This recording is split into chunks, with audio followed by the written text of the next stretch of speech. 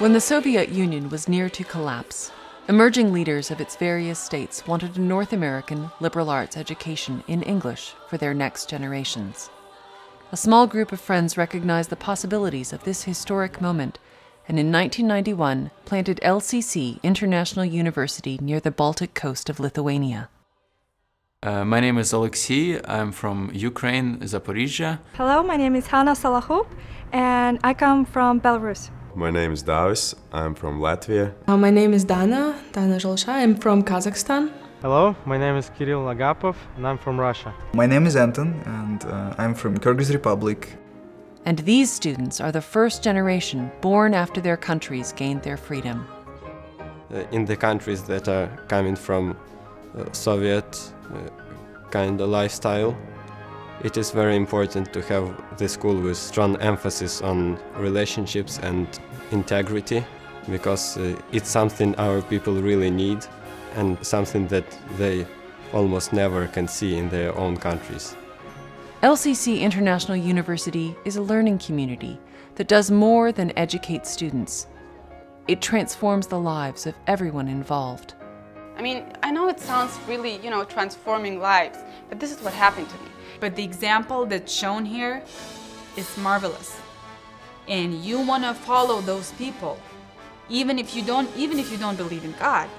There is no really other place in Eastern Europe, maybe in the world, that could really change you as a person, as a student, as a devoted Christian, and as a professional as well. How? It restores the hope of freedom after centuries of cruel oppression in this region of the world. Lithuania's story is typical of many former Soviet states. Once an autonomous nation, Lithuania was overtaken by neighboring Tsarist Russia in the 1700s. In 1812, when Napoleon's army engaged Russia in battle, Lithuanians could only hope that a Russian defeat might signal their own liberation. When France withdrew, Tsar Nicholas I tightened his grip, initiating deportations, closing universities, censoring religion, even banning the language. Ultimately, citizens were granted permission to use their own language, but this gain was overshadowed by the onset of World War I and Germany's occupation.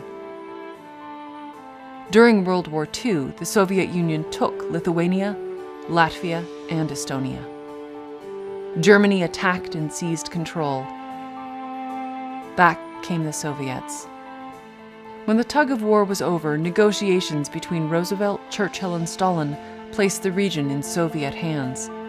The country's intelligentsia fled to the west. Lithuania lost 30% of its population to death, deportation, and emigration. At last, many voices, political and religious world leaders and grassroots resistance, created a providential tipping point of positive transformation. The seeds of independence and democratic reform were sown. Lithuania gained its sovereignty on September 6, 1991, the same year LCC opened its doors. I've been involved with LCC since the very start of the institution, since the very start of Summer Institute, Winter Institute, then the college, and eventually with the university. So this wind of change that's blowing today is actually a symbol of what's been happening for 22 years now. So we were actually invited to be a challenge to the system, not to be part of the system, but to challenge the system, both in terms of ethics, the nature of education, the way things are taught. Its founders located it in Klaipeda, Lithuania, on the Baltic Sea. When this location emerged, I had the feeling that it had a chance to survive. It was far enough west that people could get into it, both in terms of travel and understanding it. Other schools started in the Ukraine or east of Moscow and didn't survive. There's something about life in Lithuania that is vibrant. The people are absolutely wonderful, and the school brings in people from so many different countries in the region, and we're reaching into so many parts of the world that you can't really do in a North American setting. LCC International University gives students who are future leaders the the genuine hope of transforming life in their country. My very first year, I thought that I will finish this school and go somewhere west and make a lot of money. That was the goal. In 4 years it changed, and I'm going home, and I like entrepreneurship, and I want to start something. I think with knowledge I got here and with God's help I will do something. Well, my initial plan when I was entering LCC was to get out of my country. But through the course of studying here and discovering God and getting into a deeper relationship with Him, last year I felt like He's calling me back to my own country, to Belarus, which is going to be very challenging for me. I mean, in a lot of universities there are no subjects like corporate social responsibility. And right now I have this class, and I think it's really amazing, and I can apply it for business, and it's just awesome. I like it. Greatest choice so far in my life that I came here to study, and I think that I found myself. I feel myself like at home, you know, like in my family, and I had a great experience and changes in my life. Because I studied here, because I met people who believe in the mission of LCC, because I met great Christians from around the world, and they all shaped me. Now, when I go back to the world, I hope, and I do believe so, I shape people around me. Christianity is best taught by example. And for me as a young Christian woman, even to imagine myself as a Christian professor, as a leader, it all came from my imagination that God expanded here by meeting strong women who were definitely gifted teachers, who were gifted preachers. And I was like, wow, this is who I want to become, yes. Just show me one LCC person who goes, you know, with his eyes down on the pavement. None of them does that. They've got a very strong backbone. And this backbone has been created by the LCC community, by the teachers who come over with this conviction that that's how I live and that's how you have to live. You have the right to live like that. For 22 years, visionary leaders in Lithuania have promoted a return to Christian thinking and Christian values to make up the moral deficit of the Soviet years. Because LCC as a university a bit different from our state universities, and this difference is it's very friendly and based on Christian values. For me, as a city mayor, is very important. Aš manau, kad LCC universiteto atėjimas į Klaipedą tai buvo iš tiesų tarsi kaip, mes sakom, miestas pastatytas ant kalno. I had probably 3 times the opportunity to meet in Klaipeda, right here in Vilnius, and I saw the very enthusiastic young student body and people who definitely were open-minded, and I am extremely pleased and happy that Lithuania is part of it, has the opportunity to learn directly from the people who has the experience, who know the principles of it, and the most important, the values. Patraukė. Taip pat jinai tapo kaip vienijantis centras tarp visų dominacijų krikščioniškų bažnyčių. To, ko mes sakom, nelabai galbūt galėtumėm pasigirti, kas vyksta kitose miestuose. Bet sakau, universitetas LCC, jisai tikrai labai, mes sakom, pasūdė Evangelijos dvasia visą šitą kraštą. To this day, through the support of committed friends, LCC International University has fulfilled its promise towards its students and the region. Well, people that were teaching were very down to earth, very respectful, and very optimistic of what can happen. I guess the belief that God can change a person, that really helped me to go into leadership and think of myself differently. And I was so touched by realizing that God really loved me so much that He even created a whole university for me, because I needed it so badly.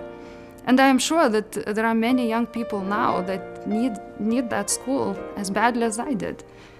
The word that comes to my mind when I hear about LCC is community. Sometimes it's hard to accept someone because we don't know the background, we don't know their families, we don't know their countries where they came from. So LCC is like a foundation, like a place where we can meet these people and we can expand our minds and our understanding of the world, cultures, of faith and everything else. What I also like about LCC, and that is what I'm telling parents in this region, that this is a corruption-free learning community. That value cannot be overestimated. It's the relationships between faculty and students that sets us apart, that our faculty care about the students as individuals and not just as students in a desk in the classroom, but that their offices are available and open for conversation, and that is a distinctive for LCC, sets us apart in this region.